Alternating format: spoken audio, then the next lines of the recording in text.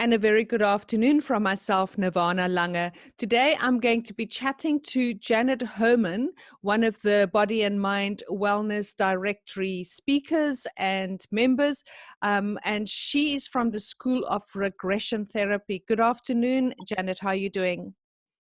How are you doing? I can't complain. Thank you. A little bit about yourself, Janet, before we're going to go into a very deep and a very important subject, very, very close to my heart. Tell me a little bit about yourself and your journey and why you are doing the work that you're doing right now. Okay. It's also very close to my heart. I was sexually abused as well from a very young age. I understand the whole concept now, why it all happened. But my need to help others in that aspect came about, I'd say, about 12 years ago. Okay. I went into a lot of stuff coming from the medical profession. I knew that there was something else that was affecting people's diseases, psychological problems, all of that type of stuff. So I needed to look deeper because they were just coming back for the same sort of thing. So working in hospitals gave me a huge platform to work from and actually understand what people and how people were reacting. So from there, then I started looking. I thought there had to be something better than drugs. There had to be something better than operations. That was just the symptom of what people were coming to eventually for the physical body. So I eventually then got into energy healing. I did hypnotherapy. I did past lives.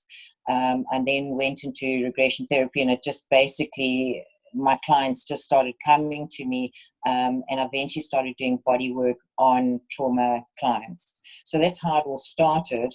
And then there weren't too many people that were doing this. So I then decided I was just too overwhelmed with the amount of clients that I was getting. I needed to get other practitioners that were that I could refer to, because I was actually telling people, wait 3-4 months. I just can't cope.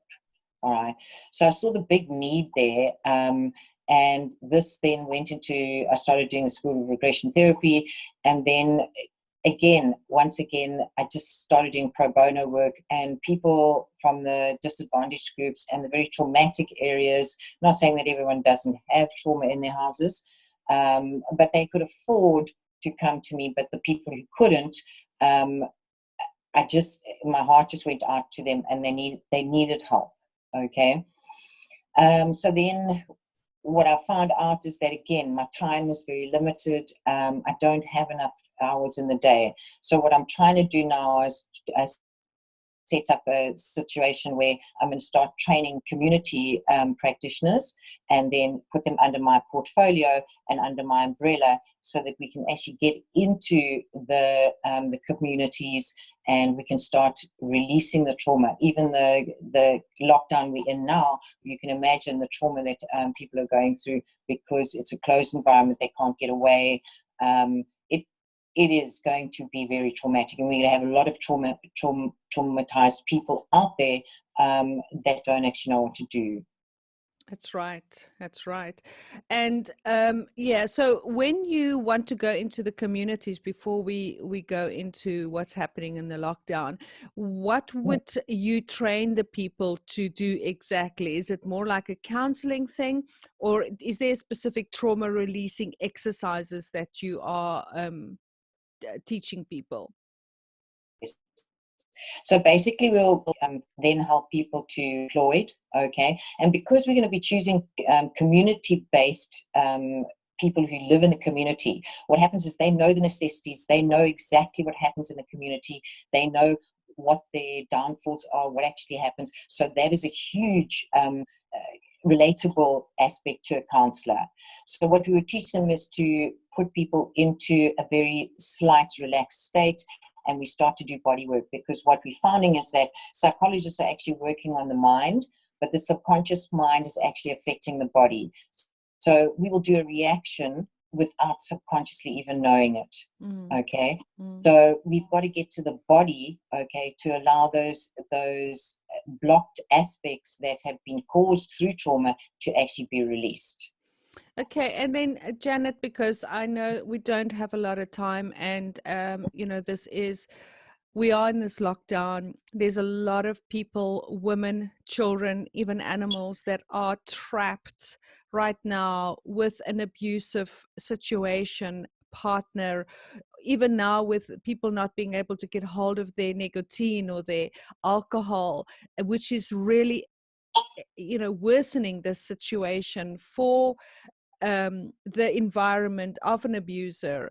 How can we, or what tips for if there is a mother or a woman, or somebody who's listening to this that is stuck in that trap of, we are locked down and there's no help?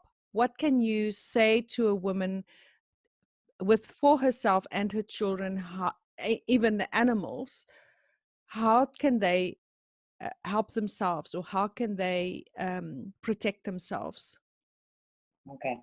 It's very difficult at the moment because you don't know what size dwelling or house that people in. You don't know how many people are in the actual house. So what's happening is that it's actually exacerbating everyone who's actually in that space. So once one person starts feeling angry or emotional or whatever, it actually then filters to every single member in that house, whether it's animals, whether it's people, children, adults, whatever. Okay, so it differs from what traumatic aspect you're looking at. Okay, I mean, obviously, if there's physical abuse, it would be then to try and dissociate yourself from the person and maybe just go into a bedroom and keep your kids in there. Again, it would depend on that. Would that infuriate the person more that's giving the abuse? It is very, very, what can I say? Every situation is different. So mostly is that the woman, and don't forget, men are also abused as well by women. So I think that's a big thing that society forgets about. I mean, the main thing is to try and to keep, if you're seeing that irritation coming up, try and do some exercise, try and deep breathe. Deep breathing is amazing to just bring the anxiety in the body down. Even the person that you see is becoming verbally or emotionally abusive, breathing is a very, very good aspect. So dissociate yourself from the emotion, but also try and then change what's happening. So if maybe let's play a board game, or let's play a game, and also try and make it physical. The kids can jump on the beds. Okay, that releases any anxiety. It makes it fun. It starts lifting the vibration in the house. And yeah, there's not much we can do because of the lockdown. Sorry, Janet, is there a number that you know of working in this field? I don't have something off the top of my head, but I will definitely put something in the link below, that that people could contact, that could bring some help or some relief to the situation. But they're more than welcome to phone me. And I'll definitely talk them down. I have the expertise to do that, so they're more than welcome to help me, to help them. And it's just about allowing yourself to feel safe, okay, and to get that support at the moment. Afterwards, we can then sort out if there is anything that is physically or emotionally blocked in the system. Okay, so can you give your contact details, website address, and social media page where people can get hold of you, please? Okay, so my contact number is 082 87 11 069, and my email is janet@schoolofregressiontherapy.com. Okay, and then obviously I'm on available WhatsApp as well. Those are about the best aspects to get hold of me. Email as well is janet@schoolofregressiontherapy.com. My web address is www.janet@energyhealing.com. So there's a link there as well that they just push through and link onto, and will go straight to my email. So they're more than welcome to contact me at any time. Thank you very much, Janet. And please don't forget that you can go to the Body and Mind website, which is bodyandmind.coza. You can download the Body and Mind Health and Wellness Directory app and search for Janet Homan's details in the search bar, and you can contact her that way. You can also follow the links in the chat below. Thank you very much for the amazing work that you're doing, Janet. Thanks, Nirvana, for having me, and I really do appreciate the time that you've taken to have me on the webinar. It was lovely chatting to you. Thank you, and have a lovely rest of the day. Stay warm. Stay safe. Thank you. Goodbye. Thanks. Bye-bye.